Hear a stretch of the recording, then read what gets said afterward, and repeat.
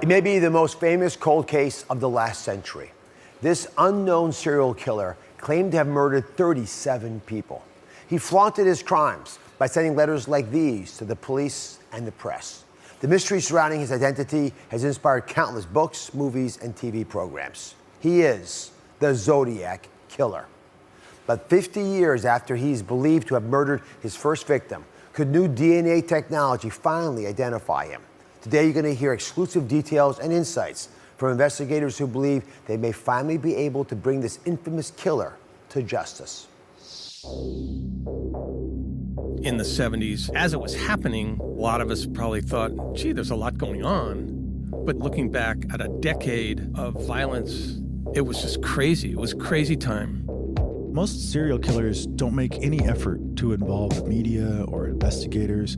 They're very secretive. They don't want attention. They almost want their crimes to go unnoticed. But the idea of committing a crime and then calling up the police and bragging about it, that's a whole nother level of terror.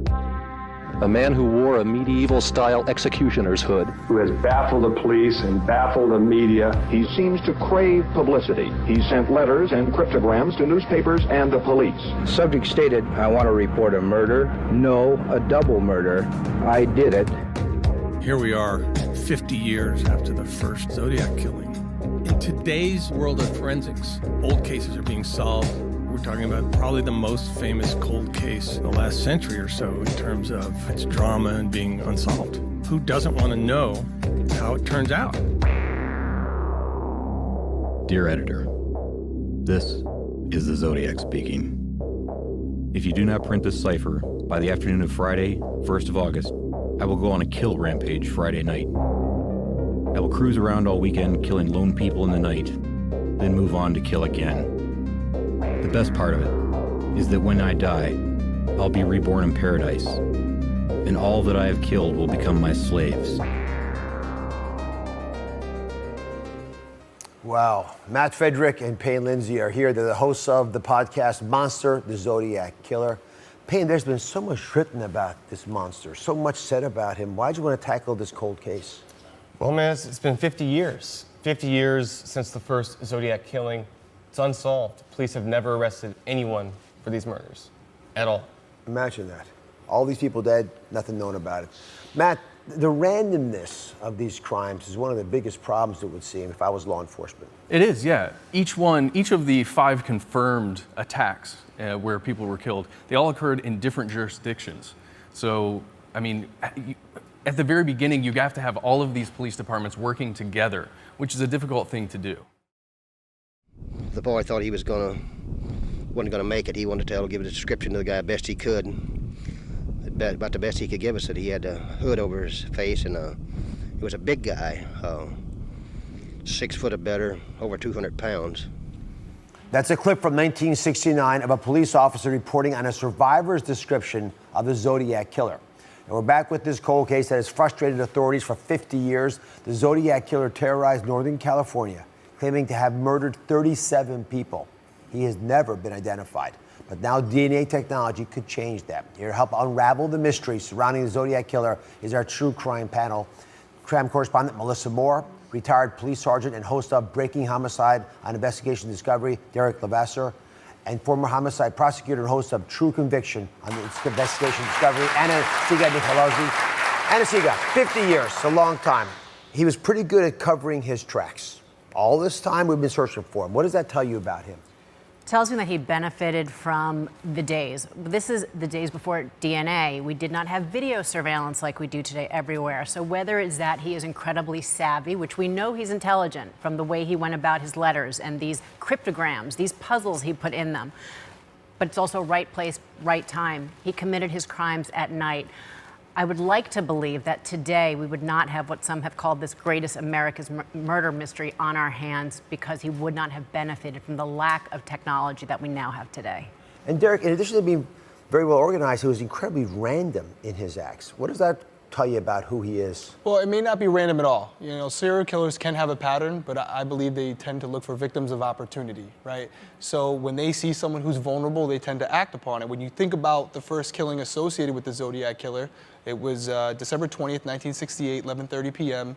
2 victims were teenagers. You had David Faraday and Betty Lou Jensen. They were teenagers. They were parked in a car in a dark area, and they were shot and killed. Do I think the Zodiac Killer knew they were going to be there? No.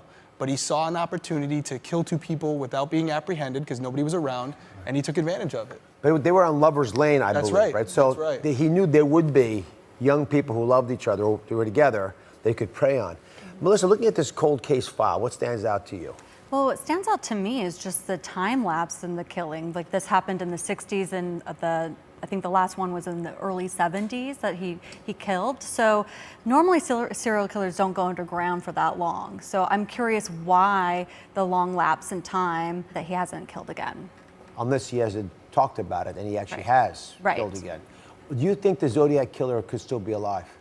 Absolutely. I think he could be alive. We just recently found the Golden State serial killer, and he's obviously older, but we believe that he started killing, the Zodiac started killing him in the mid-20s, so from age 25 to 35. So he definitely could still be alive. So over the years, several people have been interviewed as possible suspects based on circumstantial evidence, and in some cases, pure speculation. So Arthur Lee Allen was portrayed as the prime suspect in the movie Zodiac. Right? That was what we just talked about, that gentleman.